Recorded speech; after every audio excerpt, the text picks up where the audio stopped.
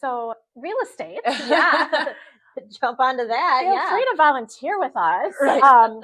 But one of the things that we are running into at PAVE is our program was designed and the unit for shelter and the case management of the resources.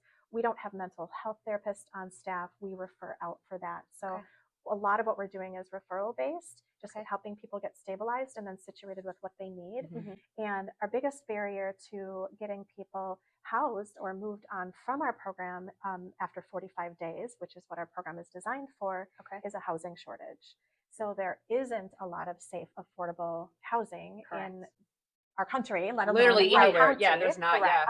We're, there's been a lot of groups that have gotten that going, and some building happening, things getting formed. But for people who are in crisis right now and need a safe place to go, it's really tough to navigate that system. We also have folks who have often been controlled financially. Their credit may have been burned through, not at their own choice, but by partners. They may have an eviction on their record, and that is really difficult to find rent, a rentable place, understandably. For those of us who have played in the landlord world, we know that it's really important to vet people that you're renting to, and you don't want to get burned. But we applied for a housing grant, and we received that through the state, and we brought on a whole housing team that is a subset of PAVE. So it's just its own unit within PAVE to help people during that time when they're trying to secure housing.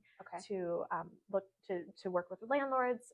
We met with the Landlord Association this fall to kind of work with them through what PAVE can support in terms of financial support or referral support.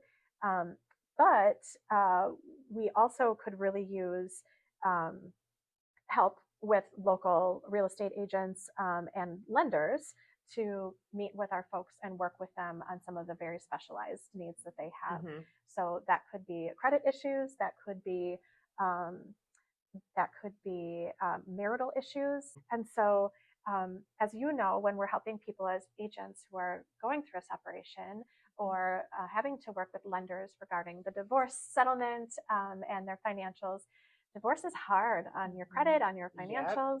And it can be, on top of being very hard emotionally, some creative financing options, which is your wheelhouse, Angie. Yes, very, very creative. And someone who's diplomatic and who can work with both sides.